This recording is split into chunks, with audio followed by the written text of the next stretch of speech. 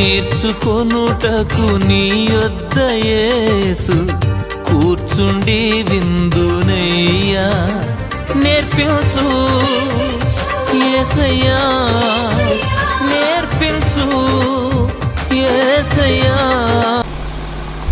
Praise the lord. ప్రభునందు ప్రియమైన దేవుని బిడ్డలారా, మనందరికీ మరోసారి వందనాలు. ఈ కార్యక్రమాలను క్రమంగా వీక్షిస్తూ బలపరచబడుతున్నామని మీరు మాకు తెలియజేస్తుండగా మేము ఎంతగానో సంతోషిస్తున్నాం. ఈ కార్యక్రమాలను మిమ్మల్ని బలపరుస్తూ అనేకులకు ఆశీర్వాదకరంగా ఉండాలని మేము ప్రార్థన చేస్తూ మేము ఎందుకు తీసుకుని వస్తున్నాం. మీరు కూడా అనేకులు పరిచయం చేయండి, అనేకులకు ఈ కార్యక్రమాలను వీక్షింపచేయండి. మీరు వ్యక్తిగతంగా సువార్త చెప్పలేకపోతుంటే, అనేకులకు సువార్తను ప్రకటించాలని ఆశ ఉండి మీరు ప్రకటించలేకపోతుంటే, ఈ కార్యక్రమానికి మీ ఫ్రెండ్స్ని తీసుకుని రండి, మీ బంధువులకు కూర్చోబెట్టండి. వారు కూడా వింటారు, దేవుని విషయాలు వారు కూడా నేర్చుకోగలుగుతారు. ఈ కార్యక్రమాలను మిమ్మల్ని బలపరచడం కొరకే, మీ కుటుంబాలను ఆత్మీయంగా స్థిరపరచడం కొరకే. ప్రియమైన వారులారా, నేడు ఈరోజు కూడా ఒక ప్రత్యేకమైన అంశంతో మనం పరలోక దేవుడు మట్టి మనిషికి సువార్త చెప్పాడు. ఆ విషయాన్ని మనం నేర్చుకోబోతున్నాం. మట్టి మనిషికి పరలోక దేవుడు మట్టి మనిషికి సువార్త అనగా దీని మూలవాక్యంగా మనం మార్కు రాసిన సువార్త 1వ అధ్యాయం 15వ వచనాన్ని మనం చూడబోతున్నాం.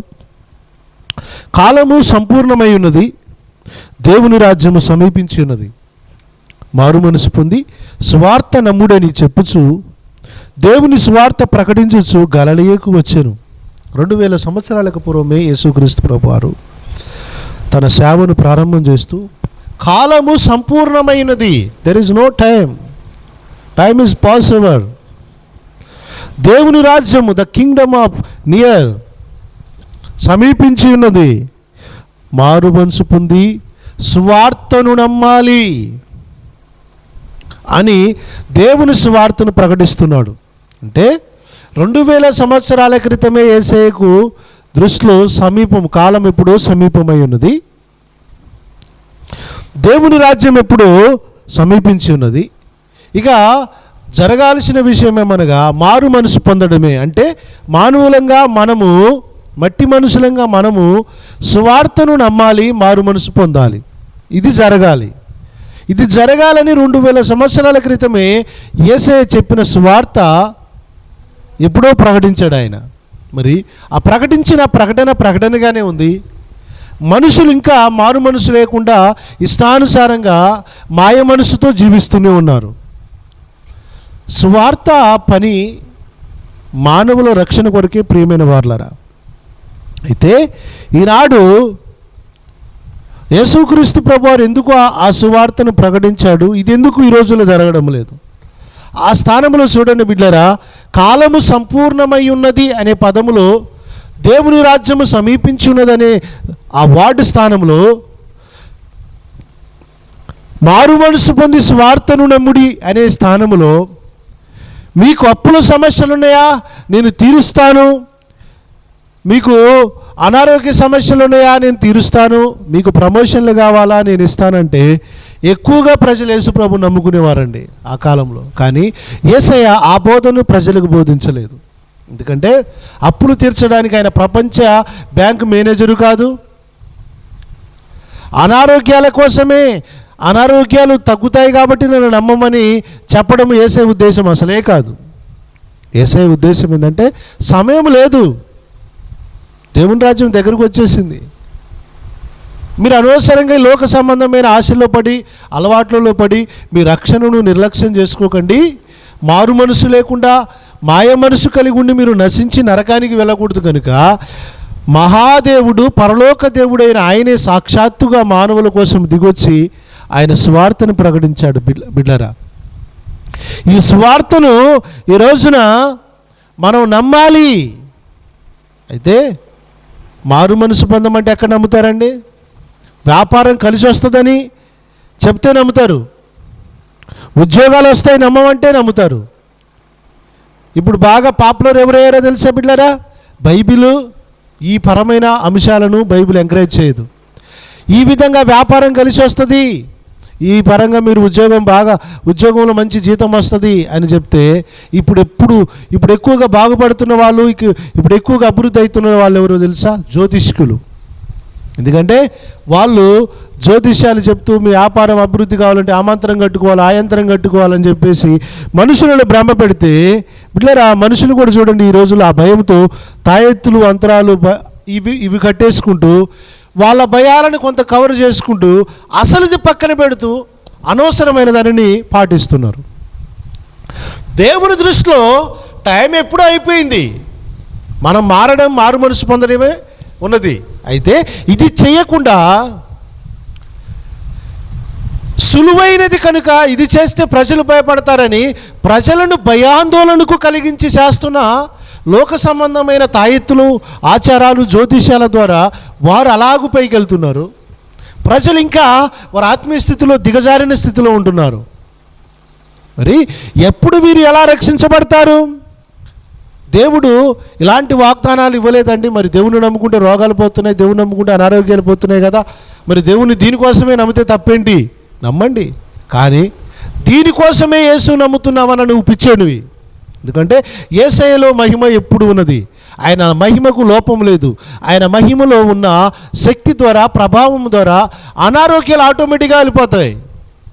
దేవుడు బైబిల్ గ్రంథంలో నన్ను నమ్ముకుంటే నీకు ఫలం వస్తుంది, నన్ను నమ్ముకుంటే నీకు పంటలు వస్తాయి, నన్ను నమ్ముకుంటే నీకు పెళ్ళి అవుతుంది, నన్ను నమ్ముకుంటే నీకు ఉద్యోగం వస్తుందని బైబిల్ గ్రంథంలో ఒక్క వచనం చూపించండి. వాగ్దానం ఆయన ఏమైనా చేశాడేమో? దేవుడు బైబిల్ గ్రంథంలో చేసిన వాగ్దానం ఒక్కటి ఉంది.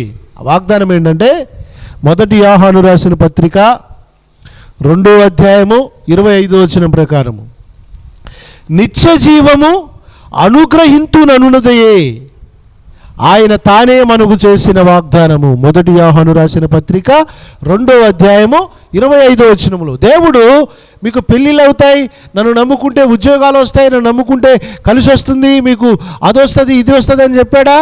నిత్య జీవం ఇస్తానన్నది వాగ్దానం ఆయనది. ఆ వాగ్దానాన్ని నువ్వు నమ్మితే నీ జీవితంలో ఇంతవరకు ఏదైతే శాపంగా ఉన్నదో ఆ శాపాన్ని తీసివేయడానికి దేవుని స్వార్థకు శక్తి ఉంది. ఆమేన్. నువ్వు ముందు రిపెంట్ కావాలి, మారు మనసు పొందాలి, సువార్తను నమ్మాలి. సువార్తలో దేవుని శక్తి ఉంది బిడ్డ. ఎంత శక్తి ఉందంటే నీ పైన శాపంగా ఉన్నది అంతా కూడా మార్చబడి ఆశీర్వాదకరంగా మార్చబడుతుంది. అందుకని యేసయ్య చెప్తున్నాడు, సువార్తను నమ్మమంటున్నాడు. హల్లెలూయా. సువార్తను నమ్మండి, మారు మనసు పొందండి. ఒకవేళ బిడ్డలారా ప్రత్యక్షంగా కాక ఒకవేళ యేసుక్రీస్తు ప్రభు వారు సువార్త ఒకవేళ ఆయన చెప్తే ఎలాగుంటుంది? లూకా సువార్త 12వ అధ్యాయం 9వ వచనంలో రండి. లూకా రాసిన సువార్త 12వ అధ్యాయము 9వ వచనం చూడండి ఒకసారి. ఒకవేళ ప్రత్యక్షంగా యేసుక్రీస్తు ప్రభు వారి సువార్త చెబితే ఎలాగుంటుందంటే 12వ అధ్యాయము 19వ వచనంలో, ఒకడు తన ప్రాణంతో అనుకుంటున్నాడు, నా ప్రాణమా తినుము త్రాగుము, అనేక సంవత్సరాలకు విస్తారమైన ఆస్తి నీకు సమకూర్చబడినది, సుఖించుము తినుము త్రాగుము సంతోషించుమని చెప్పుకుంటున్నాడు. యేసుక్రీస్తు ప్రభువారు దేవుడు వచ్చామన్నాడు తెలుసా? అయితే ఎర్రివాడా, ఈ రాత్రి నీ ప్రాణమును అడుగుచున్నారు. చాలామంది పదాన్ని వక్రీకరిస్తుంటారు.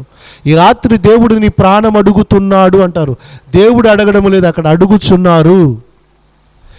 ఈ సబ్జెక్ట్ చెప్పడానికి నేను ఇక్కడికి రావలేదు. దేవుని చిత్తమైతే మరో తరుణము నేను మీకు బోధిస్తాను.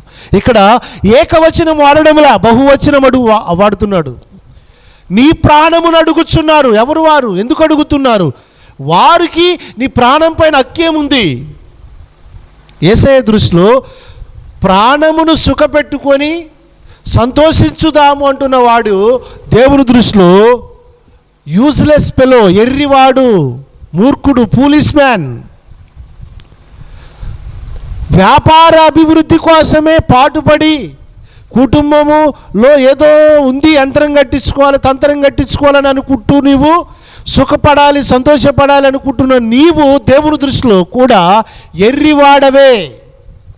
దేవునికి స్తోత్రం. దేవుడు ప్రత్యక్షంగా వచ్చి సువార్త చెప్పమంటే ఇలాగే చెప్తాడు ఆయన.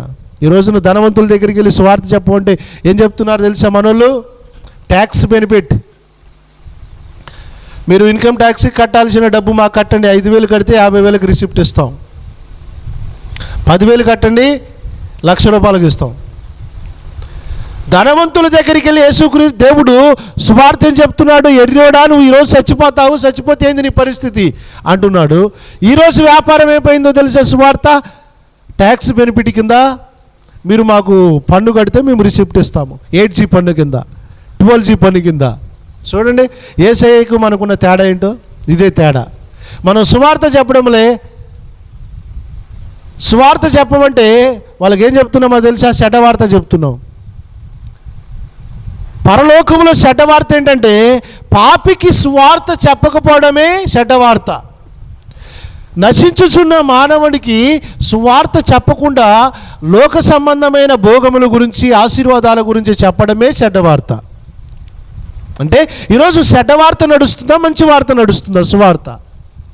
ప్రియమైన వాళ్ళారా, యేసుక్రీస్తు ప్రభువారు డైరెక్ట్గా ఆయన సువార్త చెబితే ఇలాగే ఉంటుంది. ఎవడైనా ధనవంతులు ఎవరైనా నా డబ్బు పెరగాలి, నా ఇన్కమ్ పెరగాలి, ఆదాయం పెరగాలి, వ్యాపారం పెరగాలి అని అనుకుంటుంటే దేవుడు ఎర్రివాడా ఈరోజు నీ ప్రాణం పోతుంది, నీ ప్రాణం అడుగుతున్నారు వారు అని అంటున్నాడంటే, బిడ్డలారా లోక సంబంధమైన సిరిని ఆయన ఇస్తానంటలేదు, లోక సంబంధంగా నిన్ను సంతోషపెడతానంటలేదు ఆయన, లోక సంబంధంగా నీకు వరాలు ఇస్తానంటలేదు ఆయన, లోక సంబంధమైనవేవి ఆయన నీకు వాగ్దానం చేయడంలా. ఆయన చేసిన వాగ్దానం ఒకటే, అనేక శ్రమలను నువ్వు అనుభవించి నిత్య జీవంలో పోవాలి, నిత్య జీవము అనుగ్రహించుతాననేదే ఆయనే మనకు చేసిన వాగ్దానం. ఈ రోజున వీళ్ళు చేసే సువార్త కాదులండి యేసయ్య చేసింది. ఈ రోజున జరుగుతున్న సేవ సువార్త కూడికలలో జరిగేది సువార్త కాదు.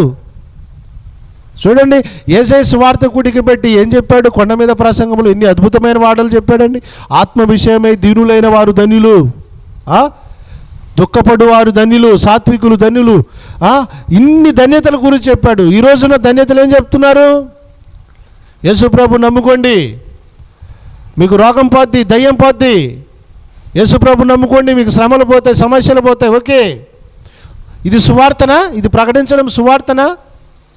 సువార్త అనగా క్రీస్తు యొక్క జననమును మరణమును ఒక మానవుని యొక్క హృదయములోనికి, ఆయన పాపరహితుడని, తాను పాపము లేకుండా జన్మించాడని, పాపము లేకుండా జీవించాడని, మరణించి తిరిగి లేచాడని ఒక వ్యక్తి యొక్క హృదయంలో నాటబడితే, ప్రియమైన బిడ్డలారా, ఈ సువార్త ఒక పాపిని రక్షించడానికి శక్తి కలిగినది.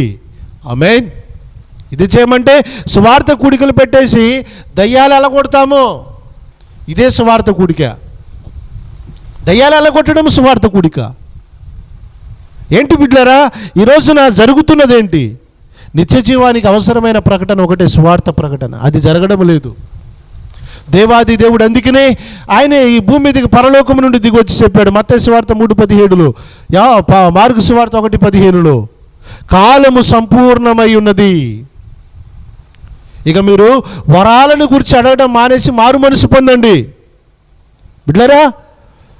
బైబిల్ గ్రంథంలో ఇంకా యేసుక్రీస్తు ప్రభువారు తాను సువార్త చెప్పడం మొదలు పెడితే ఇంకొక మాట చెప్తాడు, ఆస్తి గలవారు దేవుని రాజ్యంలో ప్రవేశించలేరు. ఇది కూడా కర్కశమైన మాట, నిస్సందేహంగా ఇతరులు అభ్యంతరపడే మాట. ధనవంతులు, ఆస్తి గలవారు దేవుని రాజ్యంలో ప్రవేశించలేరు. మార్కు సువార్త 10:23 ప్రకారం. అదేలా అండి? మరి డబ్బులున్న వాళ్ళు అంతా నరకానికి వెళ్తారా, పరలోకం రారంటే నిస్సందేహంగా యేసయ్య చెప్పాడు. యేసయ్య దగ్గరికి ఒక వ్యక్తి వచ్చి, అయ్యా నిత్య జీవానికి నేను వారసుని కావాలంటే ఏం చేయాలన్నాడు? ఆజ్ఞలన్నీ పాటించాలన్నాడు యేసయ్య. అవన్నీ నేను పాటిస్తున్నానయ్యా అన్నాడు. చిన్నప్పటి నుంచే పాటిస్తున్నాను అన్నాడు. అయినా నీకు ఒకటి కొదువుగా ఉంది. ఏంటయ్యా కొదువు అంటే, నీకు ఉన్న అంత అమ్మి నన్ను వెంబడించాలన్నాడు ఆయన. అప్పుడు ఆస్తిపరుడు మిగులు ఆస్తిపరుడు గనుక ముఖమును చిన్నబుచ్చుకొని వెళ్ళిపోయాడట. ఆస్తిపరుడు కనుక ఆ మాట, యేసయ్య మాట ఆయనకి ఎగటిగా వినిపింది. ఇదైతే కుదరదని చెప్పేసి ప్యాక్ వెళ్ళిపోయాడు. ప్రియమైన సోదరుడా సోదరి, ఆస్తి గలవారు దేవుని రాజ్యంలో ప్రవేశించడం దుర్లభము. నీవు దేవుని నమ్మితే దైవం కావాలా, లోకం కావాలా? నెక్స్ట్ సబ్జెక్ట్ మంది అదే, దాని గురించే ధ్యానించబోతున్నాం. లోకం కావాలా, యేసయ్య కావాలా? నిర్ణయించుకోవాలి. యేసయ్య కావాలంటే ఉన్నవి వదిలిపెట్టాలి. ఉన్నవి యేసు కోసము సేవ చేయగలగాలి. జక్కయ్య యేసుప్రభు నమ్మకముందు ఏం చేశాడు? ఇన్కమ్ ట్యాక్స్ ఆఫీసర్ ఆయన. యేసయ్య నమ్ముకున్నాడు. ఎవని దగ్గర అక్రమంగా తీసుకున్నాడు ఒక భాగానికి 3 భాగాలు అంటే 4 భాగాలు కల్పించేశాడు. ఆయన బాధ ఏంటంటే నాకు ఉద్యోగం కంటే, నాకు డబ్బుల కంటే నా యేసయ్యే నాకు కావాలి. ఆమేన్. ఈ రోజున యేసుప్రభు నమ్ముకొని నా వ్యాపారాన్ని అభివృద్ధి చేశాడు, నా ఉద్యోగాన్ని వృద్ధి చేశాడు దేవుడు అని గొప్పలు చెప్తున్నారు. కానీ నీకు ఉన్న డబ్బుతో, నీకున్న ధనముతో, నీకున్న సమయముతో నా యేసయ్య సేవను ఎంత చేశావు? ఎంతగా దేవుని పరిచర్యలో నువ్వు వాడబడుతున్నావు? ఎంతగా దేవుని పరిచర్యను ముందుకు నడిపించగలుగుతున్నావు? ఆనాడు జక్కయ్య నమ్ముకొని వచ్చి స్టేజీల మీద సాక్ష్యాలు చెప్పలే. ఆయన వచ్చి కాలయాపన చేసి మాటలు ప్రగల్భాలు చెప్పలేదు. ఆయన నమ్మాడు. ప్రాక్టికల్గా తన సేవను సాక్ష్యాన్ని అక్కడే చూపించాడు. ఒక్క భాగాన్ని తీసుకున్నానికి 3 భాగాలు కలిపి 4 భాగాలు ఇచ్చేశాడు. 100 రూపాయలు తీసుకుంటే 100తో పాటు 300, 400 కలిపి ఇచ్చేశాడు. 1000 రూపాయలు తీసుకుంటే 1000తో పాటు 3000, మొత్తం కలిపి 4000 ఇచ్చేశాడు. మార్పు కనబడాలి. పరలోక దేవుడు ఒక వ్యక్తికి సువార్తను ప్రకటిస్తే ఆ వ్యక్తి జీవితంలో మార్పులు జరగాలి. పరలోక దేవుడు ఒక వ్యక్తిని పట్టుకొని ఆ వ్యక్తి జీవితాన్ని మారిస్తే బిడ్డలారా, ఇదిగో జక్కయ్యలాగానే ఉంటుంది జీవితము. మార్చబడి పడ్డామని డబ్బాలు కొట్టుకుంటున్నారు చాలామంది. మార్పు లేదు. అన్నీ చేర్చుకోవడాలే, లోక సంబంధమైన చేర్చుకోవడమే. డబ్బులున్నాయని దేవుని సేవ జరిగించడం లేదు. నీ సుఖభోగాలు ఎక్కువైపోయినాయి. డూప్లెక్స్ హౌసెస్, ఏసీ లేకపోతే నిద్ర పట్టదు, కారు లేకపోతే బయటికి వెళ్ళలేవు సేవకి. ప్రియమైన సోదరుడా, మొదటి స్థితి ఏంటి నీకు? ఈరోజు దేవుడు నన్ను ఆశీర్వదించాడని చెప్తున్నావు, కానీ ఆశీర్వాదాన్ని క్రియలో చూపించగలుగుతున్నావా? మహాదేవుడు నీకు సువార్తను ప్రకటించింది, నశించుచున్న నిన్ను రక్షించి ఈ 70 సంవత్సరాల నీ జీవితం తర్వాత నిత్య రాజ్యములు తనతో నిన్ను నివాసములో ఉంచుకోవాలనేది ఆయన ప్లాన్. ఆయన ప్లానులు నువ్వు తేలిపోతున్నావా? ప్రియమైన సోదరుడా, ఆయన ప్లానులో నువ్వు నిలిచి ఉన్నావా? పడిపోతున్నావా? పడిపోయే వ్యక్తివైతే ఈ రాత్రి దేవుడు నీతోటే మాట్లాడుతున్నాడు. నిన్ను రక్షించుకోవడం కోసమే ఈ సువార్త ప్రకటన. నీకు సమయం లేదు. ఆస్తుల కోసం ఆరాటపడింది ఆపేసేయి. ఆశీర్వాదాల కోసం ఆరాటపడింది ఓకే వదిలేసేయి.